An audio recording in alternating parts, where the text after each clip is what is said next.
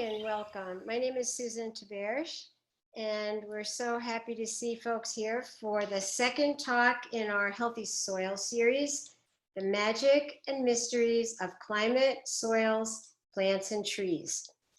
Kate is a longtime homesteader. She's an educator, a musician, and a very active member of the Forums, Forests, and Food Systems group in Climate Action Now. She has a passionate interest in getting people excited and hopeful about the potential for helping heal the climate by removing damaging atmospheric gases and restoring them in plants and healthy soils. And after her presentation, as usual, we'll have time for questions and answers with Kate. And so I'm now very pleased to introduce Kate O'Connor. Hello, everyone. I'm Kate, and I'm going to be presenting the magic and mysteries of climate, soil, plants, and trees. So what is climate? Climate means the usual condition of the temperature, humidity, atmospheric pressure, wind, rainfall, and other factors in an area of the Earth's surface over a long time. This is different than weather, which consists of the local conditions in one region from day to day. What creates climate? Climate is created by interactions of the light and heat from the sun with atmospheric gases surrounding the Earth, the oceans, and living creatures. Oceans and living creatures breathe in and absorb atmospheric gases.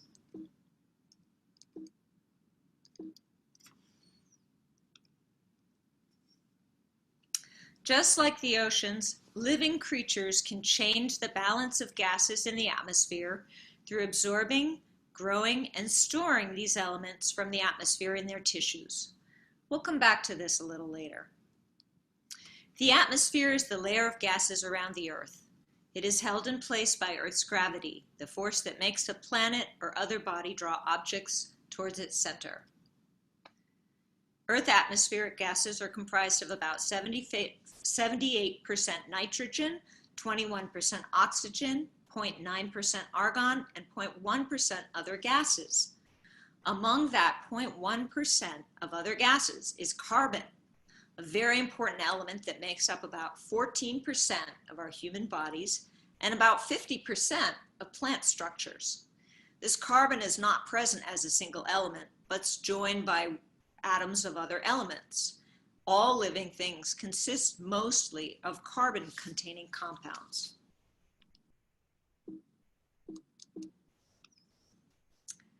The original climate on Earth, 4.5 to 3 million years ago, when Earth was a baby planet, was hot. Earth's surface was molten lava and gave off helium and hydrogen gases, which dissolved into space. The next version of our atmosphere was probably mostly carbon dioxide, with little or no oxygen. There were smaller percentages of water vapor, ammonia, and methane. As the Earth cooled down from a fluctuation in its distance from the sun, most of the water vapor condensed and formed the oceans. There was still not much oxygen in the air until bacteria developed in the oceans about 3 billion years ago. Just like plants today, these bacteria were able to use the sun's energy to make their food by a process called photosynthesis. With photosynthesis, most plants and some organisms create food sugars and carbohydrates for energy from the sun's light. They combine it with water from the Earth and carbon dioxide that they breathe in from the atmosphere. Oxygen is then released back into the air from the plants and organisms. About 3 billion years ago, the masses of tiny bacteria in the ocean changed the atmosphere of the world as they breathed in and removed carbon dioxide, a dense greenhouse type gas which traps more of the sun's heat in the atmosphere. Moving the carbon dioxide and storing it in the oceans helped the Earth's original hot climate to cool down more. The molten outer layer of our planet hardened to form a solid mass of bedrock, which made up the Earth's land. The increase in oxygen that the bacteria released helped build up the ozone layer in the atmosphere that protected the land from lethal levels of ultraviolet radiation, making it possible for living things to venture onto land. This is where the story of soil and all life on land begins.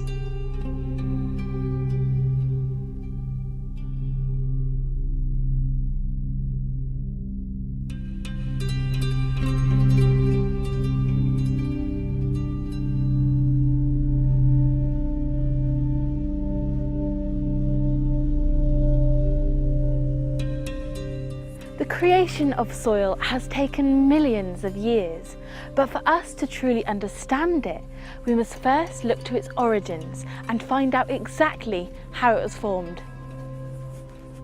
Fundamentally, soil is derived from bedrock, and it's the weathering and eroding of this bedrock that starts the process of soil formation. Over time, bare rock like these are exposed to the elements, with weather like wind and rain, heat and freeze-thawing helping to break up the surface of the bedrock, fracturing it into many smaller pieces. Eventually, these pieces are broken up further and form the physical component of soil. As you might imagine, almost nothing could grow on a pile of fractured rock like this. There are minerals present in the rock, but they're unavailable for the plants. And there's almost nothing to hold water, which is essential for life.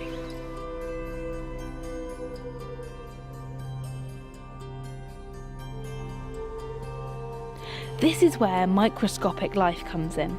Microbes and algae are able to utilise the minerals held in the rocks and start to grow in the little nooks and crevices. Most importantly, these tiny organisms fix nitrogen and carbon dioxide from the atmosphere, leading to a build-up in organic material. And this process paves the way for another key group of organisms that are instrumental in the process of soil formation. These are the lichens.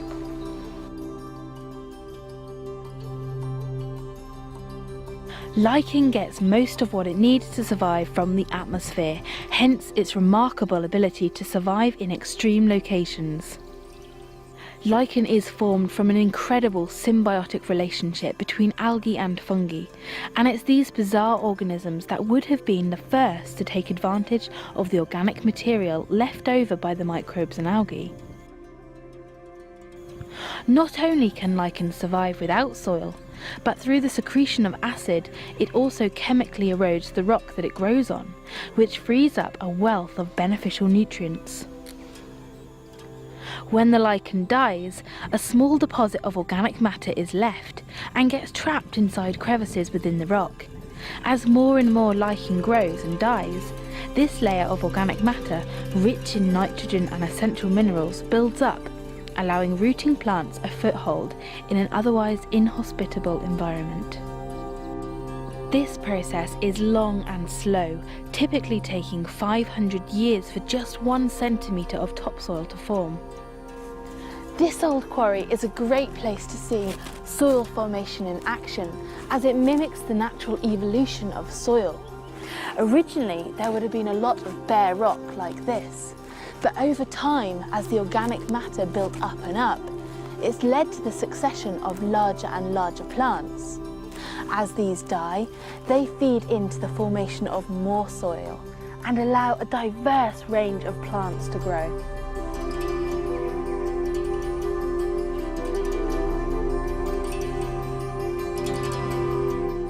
Plants eventually developed from algae in a mutually beneficial relationship with pioneering bacteria, fungi, lichens, and other organisms that lived on rocks and helped create the developing soil.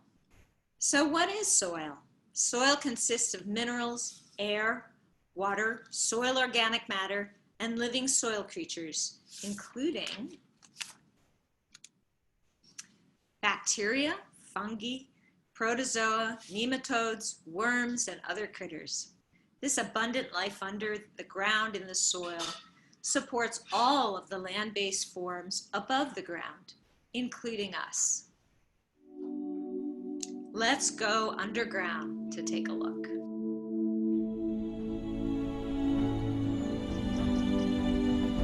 These towering Douglas firs depend on networks of tiny fungus for water and other nutrients. We typically see only the fungal fruits that poke above the soil, mushrooms. But a lot is happening under the surface. Let's dive below ground to take a closer look.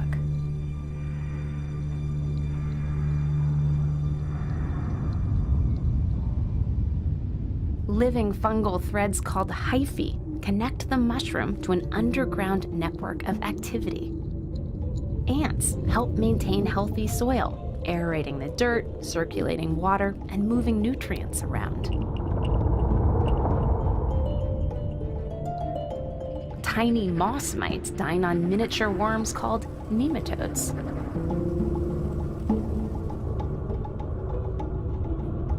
Nematodes consume single-celled amoebas, far smaller than our eyes can see. Amoebas devour even tinier bacteria. And bacteria also need to eat. They feed on the remains of previous generations of forest dwellers. In nature, nothing is wasted. The fungal hyphae decompose matter too, and we can follow them toward the roots of the Douglas fir.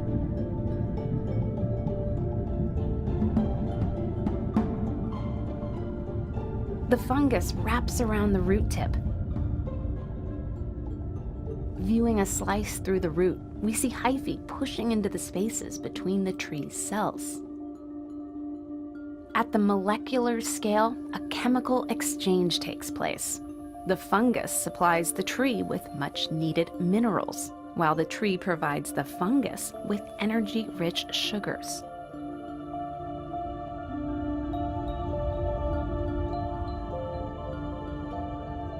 Nutrients for energy. A fair trade.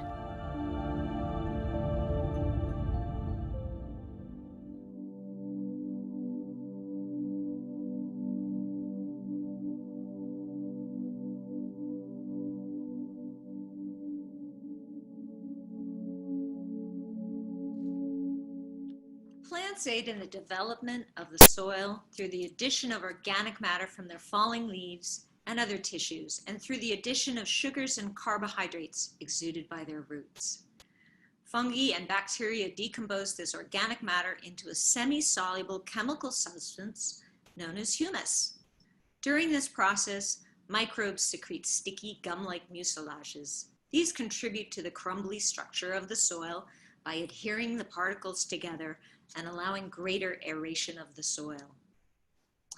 Larger soil organisms like earthworms, beetles, ants, and termites vertically redistribute this humus within the mineral matter found beneath the surface of the soil. Humus provides soil with a number of very important benefits. Acting like a sponge, it enhances a soil's ability to hold and store more moisture. It limits the leaching of soluble nutrients from the soil. It improves soil structure, necessary for plant growth, by organizing and clumping together the minerals and organic matters particles in the soil. This improves drainage and reduces erosion of the soil. Humus provides long-term storage of abundant carbon in the soil by transferring carbon dioxide from the atmosphere and organic matter from plants and dead organisms into the soil. Soil organic matter is about 45 to 58% carbon. An undisturbed soil can store the carbon for thousands of years. Trees and forests are the premier producers and storers of soil organic carbon. Wetlands produced and supported by forest habitats also contain huge amounts of carbon stored in their soils.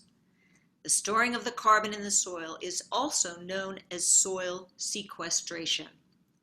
Up to 2/3 or more of the carbon found in forests can be stored in their soils.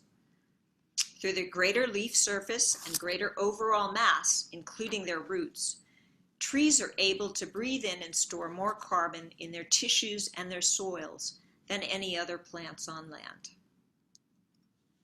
Trees grow huge amounts of organic matter in their leaves or needles, which are all eventually shed and must be regrown, either continually or seasonally. Trees continue to grow, store, and deliver more carbon to their leaves, branches, trunks, roots, and to their soil partners for their entire long lives. The evolution of larger plants such as trees and their spread over much of the land's surface contributed to their removing more and more excess heat-producing carbon dioxide from the atmosphere and converting it to storage in their tissues and in the soil. This helped create favorable climate conditions for land creatures such as human beings and millions of our fellow species to evolve and thrive on land. 80% of land animals, birds, and plants live in forests. Trees also help capture our favorable climate through generating water vapor. Forests capture rainfall with their leaves and spongy soils. Forests and their soils regulate stream flow and support groundwater recharge. They also act as natural purifiers, filtering water. Forests transfer rainfall underground and pump the water back up like a fountain to release it from their leaves, creating cloud rivers in the sky. The cloud rivers created by forests migrate their water inland from the ocean on wind currents, bringing rainfall to the center of continents. Over 75% of the world's accessible fresh water comes from forested watersheds. The water-related ecosystem services provided by forests and their soils are essential for supporting life on the land. Tropical forests pump huge amounts of water into the air, serving as natural air conditioners that cool the Earth's surface. Crops and pastures pump much less water, so they are hotter and drier. The forest water pump enhances rainfall for agriculture nearby. By contrast, deforestation can harm agriculture nearby and half a world away. Let's look further into water's impact on climate and soils. When we think about climate change, we tend to think about carbon dioxide in the atmosphere warming the planet. Carbon is so central to our thinking about the climate that many other important aspects are excluded from the conversation. One of these things is water. Water is actually the dominant greenhouse gas, but its global effects are difficult to measure because it doesn't spread out evenly in the atmosphere like carbon does. Its effect on temperature also depends on the many forms it takes. When it takes the form of a haze, it has a warming effect. When it takes the form of clouds, it has a cooling effect, except for at night, in which it has a subtle warming effect. Since atmospheric water is hard to model, it tends to get ignored. But temperature is not the only important aspect of the climate here. If the climate can be warm or cold, the climate can also be wet or dry. The rampant rise of floods and droughts of our time are said to be caused by climate change, but really they are climate change. While temperature does have some effect on rainfall, floods and droughts are primarily caused by disruptions to the hydrological cycle. We tend to think of the water cycle this way. Rain falls, water evaporates, condenses into clouds, and repeats. But this is only part of the picture, since a lot more happens underground. Healthy soil is like a sponge that soaks up a lot of water. Some of it is taken up and stored by plants, and some of it percolates deep down into aquifers. This groundwater wells up and feeds springs and streams, which allows even more life to thrive. There's then much more water to evaporate from the saturated ground or to transpire through plants. This abundance of water vapor allows for more consistent rainfall. So what happens if we cut down the forest, plow the grasslands, and expose the soil? Without trees or plants to buffer the rain, the heavy downpour compacts the soil. The water can't soak down into the compacted ground, so almost all of it stays above ground and we have a flood. Almost all this water runs off, carrying loads of topsoil with it. And when the rain stops, the little water there is left evaporates very quickly, leaving the ground compact and dry. This lack of percolation depletes the groundwater over time, so it can't feed the streams, which dry up. Now there's no water in the land to feed rain clouds, and we have a drought. If a rainstorm does come, it just creates another flood and worsens the subsequent drought. Instead of consistent rainfall, we have a flood-drought cycle. Fortunately, it is possible to reverse this trend. There are ways to regenerate ecosystems and restore the water cycle pretty rapidly, while feeding people in the process. Making subtle changes to the land's topography can slow the flow of water, allowing more of it to soak into the ground and be used by plants. Plants with deep roots help break up the compacted soil, allowing water to percolate deeper. Everyone has a place in reversing the climate crisis. Whether you're working to protect healthy ecosystems, regenerate damaged ones, or just helping yourself or your neighbor depend a little less on industrial agriculture, you are helping the Earth heal.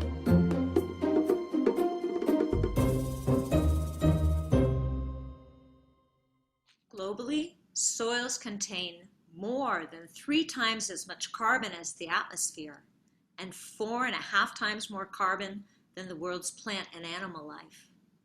Therefore, even small changes in soil carbon stocks can lead to large changes in the atmosphere concentration of carbon dioxide, leading to more global warming. Despite their importance, stocks of soil organic carbon have been constantly depleted through human changes in land use and land cover, and unsustainable land management practices associated with deforestation, agriculture, and overgrazing. The continual growth and death of plants in huge ancient swampy forests contributed to vast underground stores of carbon that became coal, as those ancient forests were drowned, buried, and compressed over time. Since around the 1800s, humans had been removing and burning the ancient forests that created coal, as well as the seed, plant, and creature deposits, which created oil and gas in the oceans. The burning of these fossil fuels are the cause of around 75% of the climate changing gases released into the atmosphere.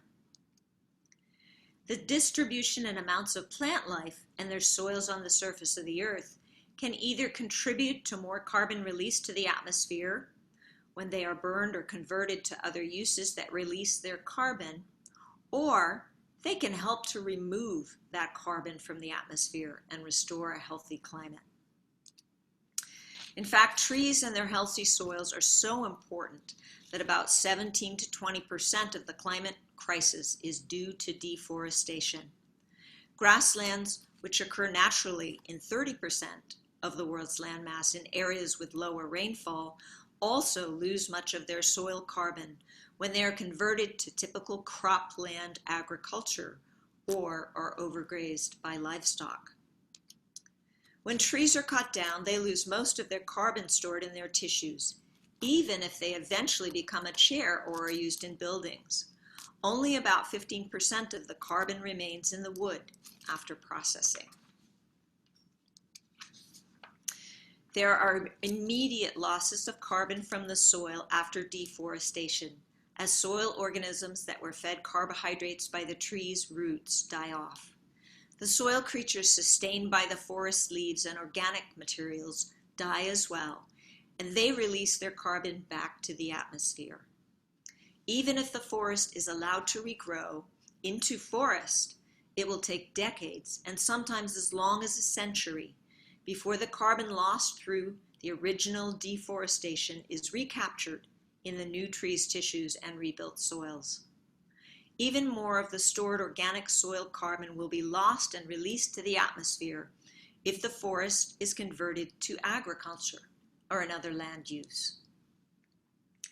Historical and current agricultural practices cause the loss of much more soil carbon through tilling, also known as plowing, which causes the texture of the soil to break up, dry out, and become fragmented on top. It also becomes compacted farther below the soil, making the soil unable to move water underground.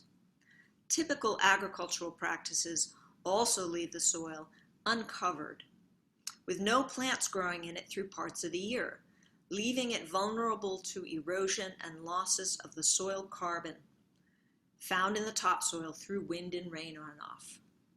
Some prairie soils have lost more than 50% of their deep-rooted organic soil matter as a result of standard agricultural practices for crop production. These agricultural practices led to devastation, like the American Dust Bowl of the 1930s, when the topsoil on 1 million acres dried up and blew away. Deserts have been created in the former Fertile Crescent of the Middle East and many other parts of the world through deforestation and overgrazing. Land that has been deforested does not store nearly as much carbon and does not provide our inland rainfall, stormwater management, migration of water to underground aquifers, cooler ground surface temperatures, and vibrant, safe homes for billions of species. Nearly half of all Earth's trees have been shaved off the face of the Earth, primarily for conversion to agriculture. This has resulted in the release of 133 billions of tons of carbon from the soil into the atmosphere, on top of the loss of most of the carbon in the biomass of the trees themselves. Trees continue to be cut down at an unsustainable and rapid rate, and trees are currently prevented from regrowing in much of their original territories, primarily through land use change to cropland and pasture. For what creatures have humans cut down nearly half of Earth's forests to replace them with artificially maintained grasslands, or more recently, billions of acres of corn and soybeans? Livestock animals, mostly cows. Tropical forests, which cool and moisturize the hottest parts of the earth and help rainfall migrate all over the world, are being cut down at a rapid rate for cows. 80% of deforestation in the Amazon basin is for cattle. Livestock's production covers more than 1/4 of Earth's land surface area, occupying more land than forests. Globally, we produce and consume more than twice as much meat as we did 40 years ago. The U.S. is the world's largest beef producer and exporter, as well as one of the leading beef importers. About 75 to 80% of grass-fed beef sold in the U.S. is grown abroad, from Australia, New Zealand, and parts of South America. By law, if meat is processed or passes through a USDA-inspected plant, a requirement for all imported beef, it can be labeled as a product from the U.S. 77% of all agricultural land is dedicated to livestock as pasture or for growing crops. Globally, Americans eat larger amounts of meat and dairy per person than in most other countries. Overall, meat consumption has continued to rise in the US, European Union, and developed world. Despite a shift towards higher poultry consumption, red meat still represents the largest proportion of meat consumed in the US, at 58%. The US is also one of the world's top producers and consumers of dairy. Unfortunately, right now, most pasture-fed livestock can actually create more overall emissions and use more water than livestock animals raised in feedlots. Livestock now represents 60% of all mammal biomass on Earth. The production of livestock animals has reduced the numbers of wild birds and mammals to only 4 to 6% of all land animals, and destruction of wild habitats for cows and for palm oil plantations is driving many of the remaining animals and birds to extinction. Sheep, goats, and cows burp large amounts of methane, a more potent climate-damaging gas, as a byproduct of their digestion. Also known as enteric fermentation, This belching effect is responsible for 40% of their direct emissions. Agricultural production of livestock is responsible for 15 to 18% of all climate-changing gases, more than the entire transportation sector. Cows take 15 to 20 times more land and more water to grow than comparable nutrition from plants, and significantly more than eggs or poultry. Agriculture uses 53% of the groundwater pumped in the US and 87% of water use overall. Our current agricultural system withdraws huge and unsustainable amounts of water from our underground aquifer systems, such that the availability of fresh water is declining rapidly. Our US water resources are already under medium stress, and with climate change disruptions in the amount and distribution of rainfall increasing, conserving fresh water resources, and preserving and increasing forests that contribute to water management and underground water storage is critical to preventing further water shortages.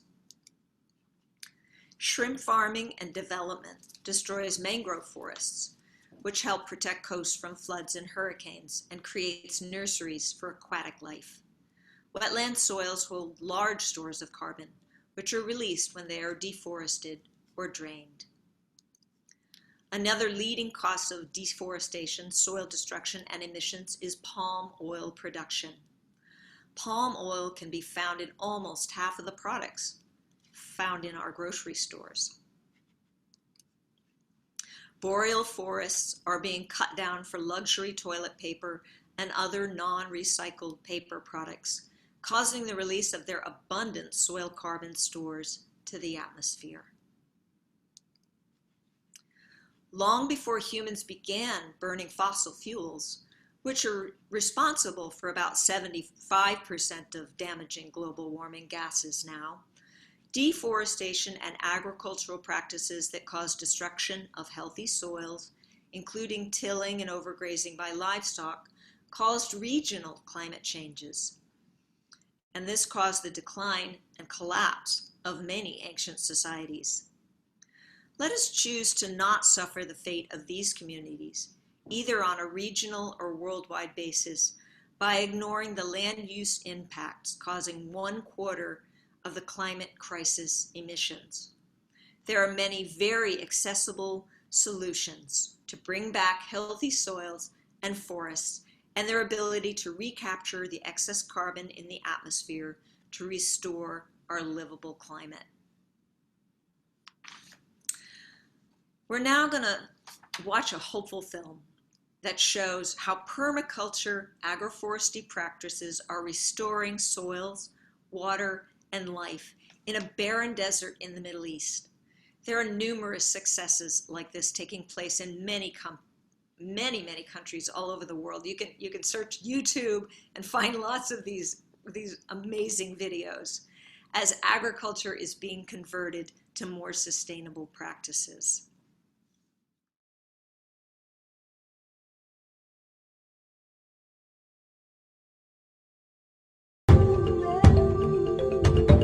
So we went and had a look and we thought, oh no, this is the end of the earth. This is like as hard as you can get. This is hyper arid, and it's 10 acres of almost dead flat, completely salted landscape, 400 meters below sea level, the lowest place on earth, 2 kilometers from the Dead Sea, right, to about 2 kilometers where Jesus was christened.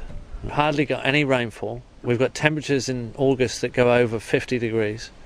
Everybody's farming under plastic strips. Everybody's spray. Everybody's putting synthetic fertilizer on, overgrazed with goats, just like maggots eating the flesh off the bone down to the bones of the country, literally like maggots, giant maggots eating it to nothing. So we designed up a system that would harvest every single bit of rainwater that fell on it. On 10 acres there's 1.5 kilometers of swale water harvesting ditch on contour, and when they're full 1 million litres of water soak into the landscape, and they'll fill quite a few times over a winter.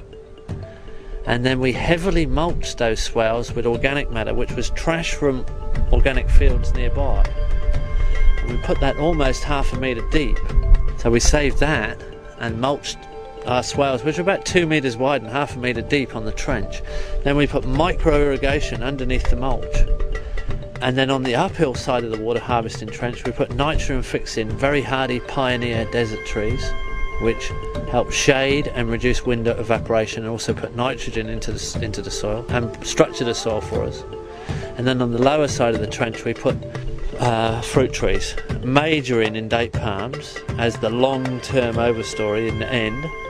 And then we put in figs, pomegranates, guavas, mulberries, now some citrus. Within 4 months we had figs a metre high with figs on, which is impossible. We've done a course, male and female course, trained up some locals, and we got a translator who's working for the project. He had his degree in agriculture in the Jordan University, and he got onto his mates and said in the agricultural department, well, you said we couldn't grow figs, we got figs growing and we got figs on them. You better come and test the soil, because no matter what you say, we're either growing in salty soil what we shouldn't be growing, or we've desalted the soil, and we'd like to know what we've done. They came in and the salt levels were dropping, so they became interested. The salt levels were dropping around the swales. They said you must have washed it through. See, normally put a huge amount of water on and wash the salt through to the lower levels, which just makes the groundwater more salty. In the end, you'll salt it 20 metres deep if you keep doing that, and then it will take 1,000 years to recover. And we used only 1/5 the amount of water. So the water, they thought we'd washed it all through. No, we'd used 1/5. That really got them when they realised how much water we hadn't used. With the same amount of water normally used on that much area, we could have done 50 acres. Originally, people laughed at us because we didn't put straight lines in. We went on contour with these swales. They thought, why don't you put it straight? You've got a bulldozer, you can flatten the desert, you can straighten. So we want to go on contour because we've got a longer edge and we harvest the water passively. Then we planted more non-fruiting trees than we did fruit trees, so they laughed at us. You're planting unproductive things, more than productive things, what's the point, you know? In soil that won't even grow anything, so, you know.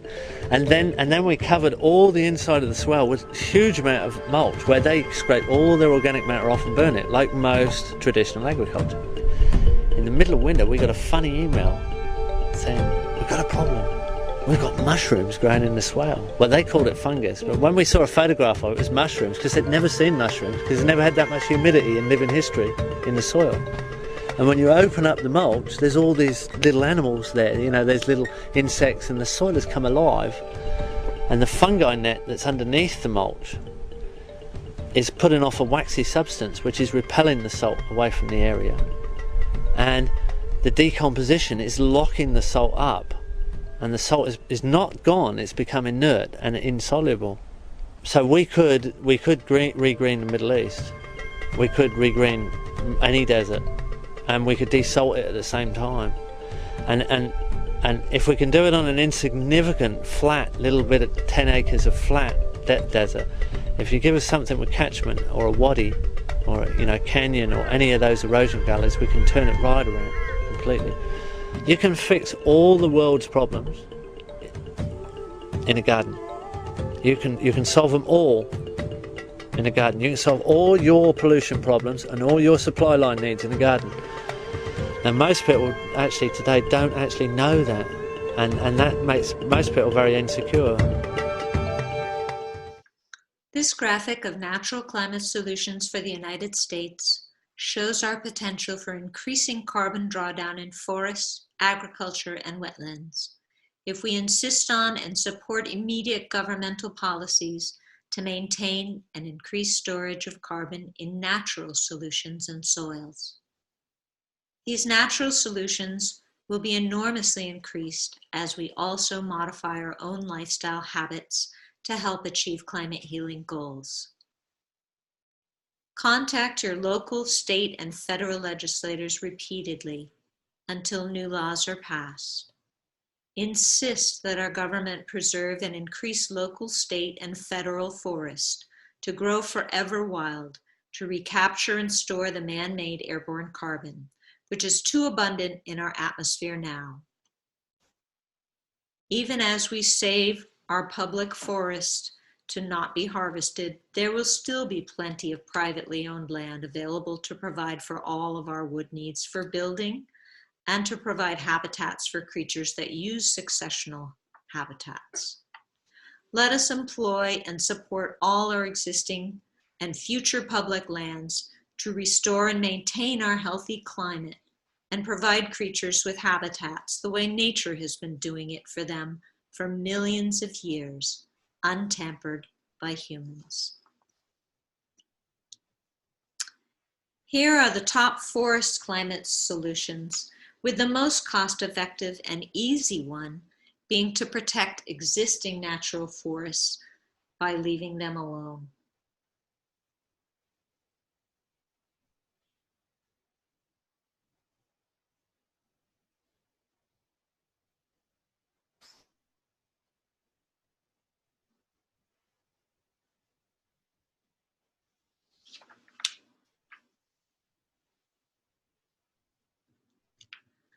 On the agricultural side, here are solutions we can all contribute to with our food choices, 3 meals a day.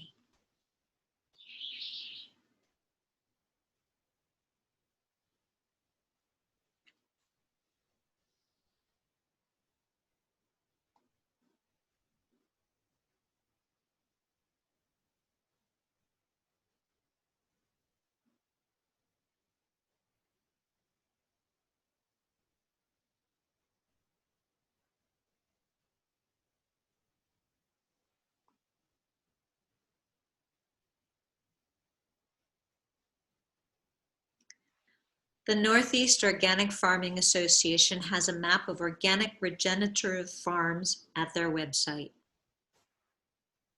True regenerative farmers use organic practices, which include cover crops and no use of chemical pesticides or fertilizers, which kill carbon-storing soil creatures.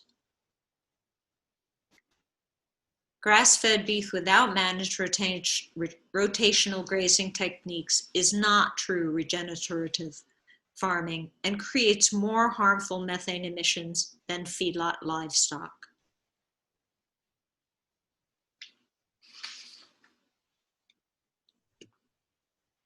Here are some local farm resources for finding food grown with true regenerative practices near Massachusetts, USA. Please support these hardworking climate heroes or seek out one's farming regeneratively in your area, wherever you live. Hi, everyone, and thanks again, Kate. That was great.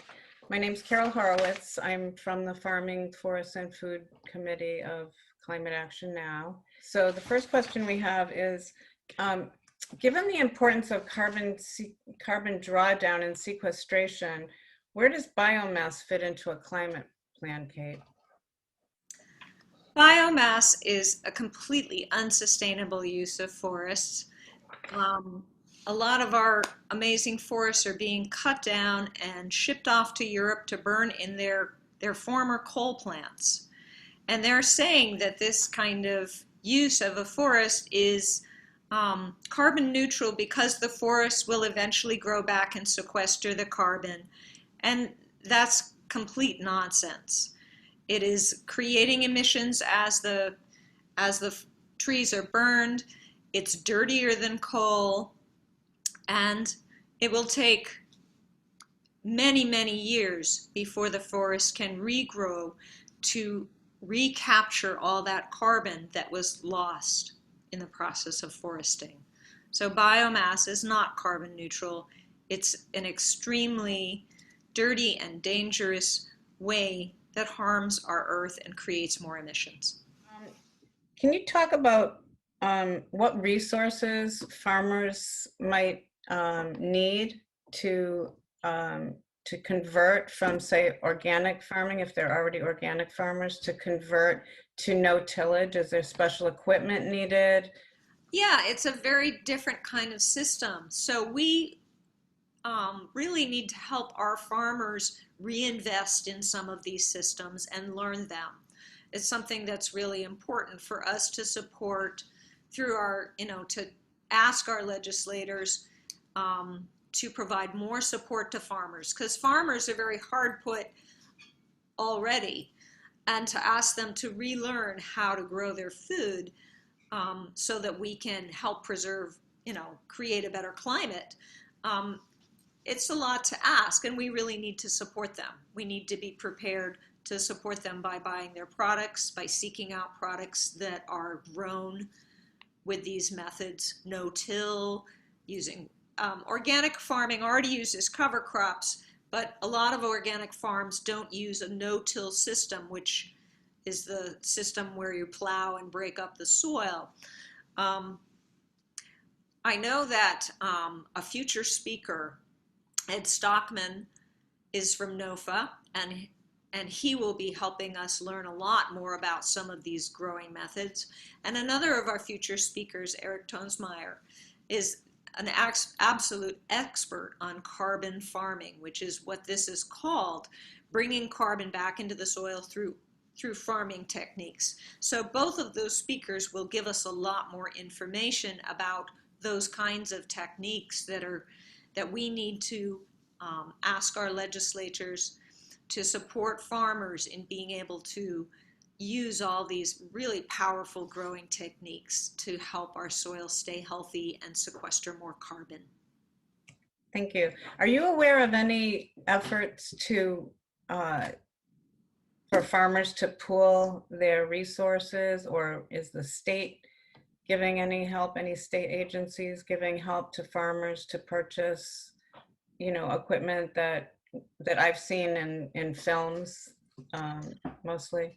Not that I know of. There is a bill, there is a Healthy Soils bill in our legislature that begins to address that issue of farmers needing a lot more support. It doesn't go quite far enough. We're at the very, very ground level of being able to support farmers.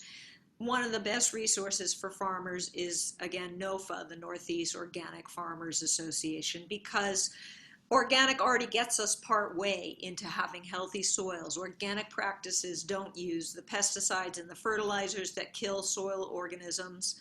They already use cover crops and other techniques that help preserve the soil, because organic is all about healthy soil. And now they're needing our support and our help to be able to go the next steps that it takes to really, truly make agriculture the best that it can be. Great. Which soils or plants can you talk about might do a better job of drawing down or sequestering carbon? Is it more, are trees more important, or farms more important? Should we focus on all of it? So trees are the most important thing for us to protect as many existing forests and let them grow old. That is the premier carbon sequestering, bringing that carbon dioxide that's causing so much problem in our atmosphere. The most efficient and effective way to bring it down is to preserve and protect our existing forests. Next is to also reforest areas that have been converted, and making sure that we don't cut down forest for solar fields. That's just going in the opposite direction. It's kind of like you're taking a couple steps forward, but you're also taking steps back, because trees, you're not allowing that land to bring carbon dioxide down anymore when you remove trees for solar. And then but agriculture uses so much of our land surface that we can't ignore all the amazing agricultural techniques that are coming online to be able to create healthy soils, because we all need to eat. So it's really, really important that we put a lot of time and resources into making sure that the food that we eat doesn't contribute to carbon going up into the atmosphere. We want the food that we eat to also contribute to bringing that carbon down. And other future speakers will absolutely address the agricultural piece. And we have our forest series, which We've had a lot of amazing speakers who've talked about the importance of forests and ways to preserve forests. So I really highly recommend that everybody check out our videos that we have at the Climate Action Now website for all of our forest speakers. We had quite a lot of amazing speakers who gave us a lot of information about forests. There's these initiatives around the world about planting 1 million trees. And what do you think of those efforts? So some of those are wolf in sheep's clothing. During our forest series, one of the speakers, and I'm sorry I don't remember which one, said that there are some forest initiatives that are designed to create forests to be cut down by the logging industry. And then we have to be really careful that if we're putting public money into planting forests, that those forests are protected to become wild. It's very important that we're not planting forests that are going to be harvested in 20 years. There is a place for forestry, and on one of my slides of solutions, bamboo is an amazing substance. It's actually not a tree, it's a grass, and it grows continually. You can harvest it, you can cut it down, and the soil carbon stays in the soil and the plant regrows. I mean, you have to give it resources to help it grow, but it's a very renewable way of producing wood for pulp paper and also for building things. So there are solutions. I mean, you obviously need some substance to build with, and you do need to allot some of the forest to be able to use for building materials. You just have to stop using forests unnecessarily to create biomass, and you need to be very conservative about using the forests for wood resources and not be wasteful with that amazing resource that forests create our climate. We really need to honor that and protect as many of them as we possibly can. We might only have time for this one last question.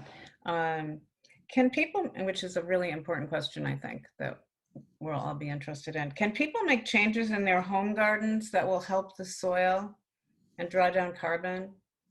Yeah, there are. And I think hopefully one of our future speakers from NOFA will talk about the process of homesteading, which is people like me, because I've been growing gardens for years. I've been growing organic gardens for years. So growing organically is the first step.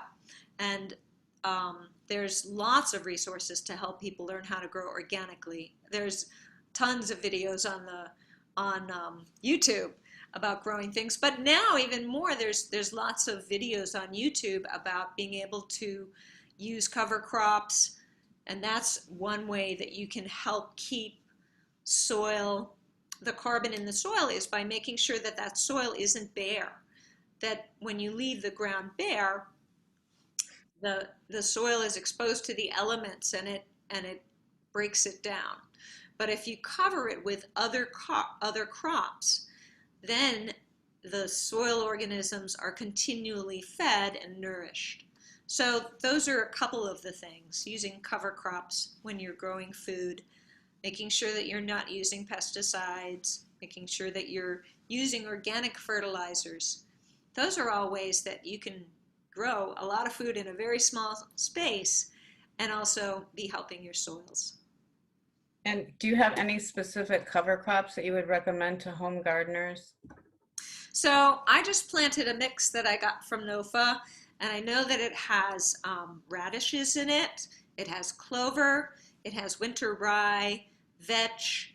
Those are all good cover crops. Clover is another annual clover is another good cover crop. And I don't know if you know anything about this, but how about, could you plant that on and have that be your lawn?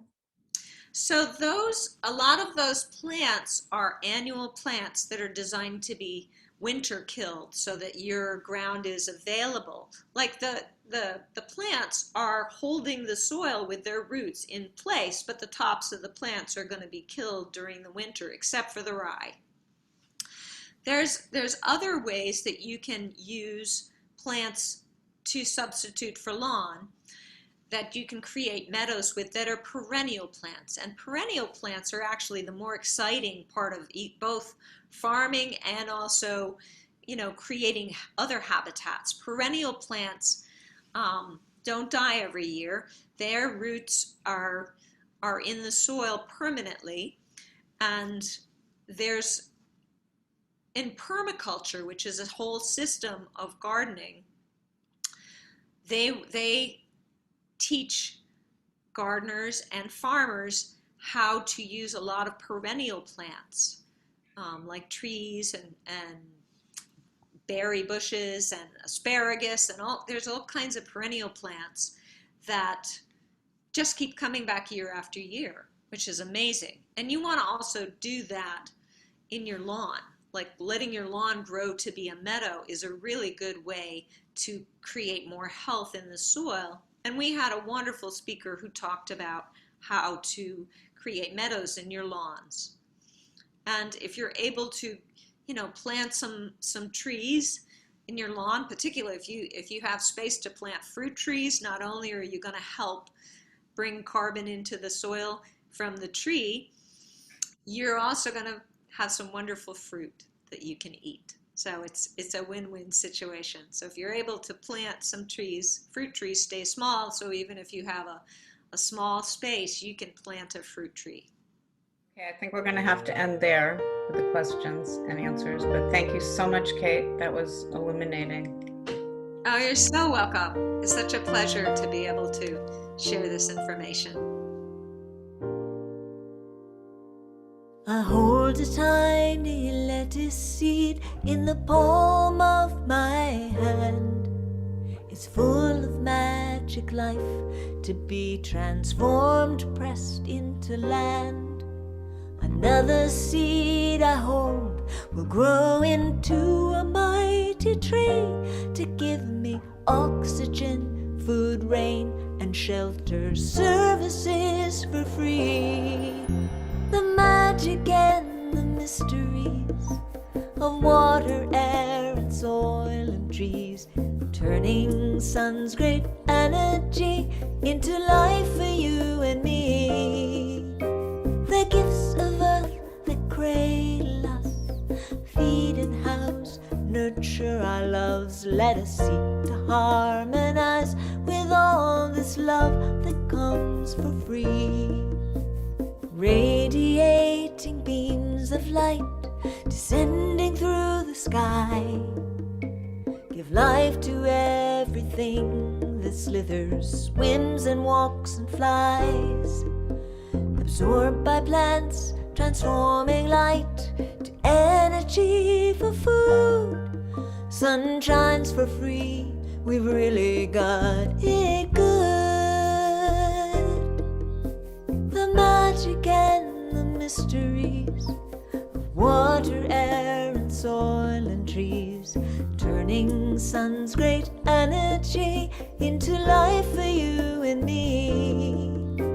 The gifts of earth that cradle us, feed and house, nurture our loves. Let us seek to harmonize with all this love that comes for free. No life on land exists without soil creatures' hidden toil. Gazillions of them underground create nutritious soil. Microbes, worms, and bugs storing carbon underground co-create our healthy climate when we leave them where they're found. The magic and the mysteries of water, air, and soil and trees, turning sun's great energy into life for you and me.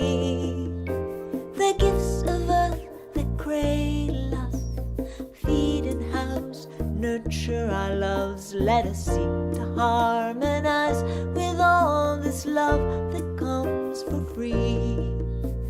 Cool air flows into my chest, I pull a deeper breath, absorb farming love to fuel my flowing rivers of blood.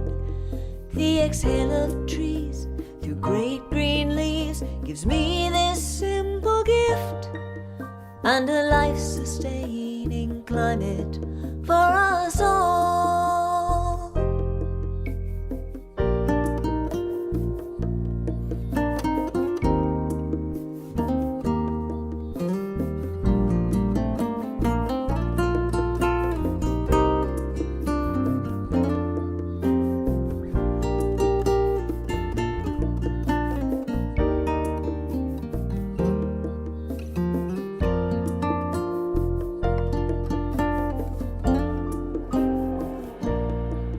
Love comes for free to you and me in cascading waterfalls.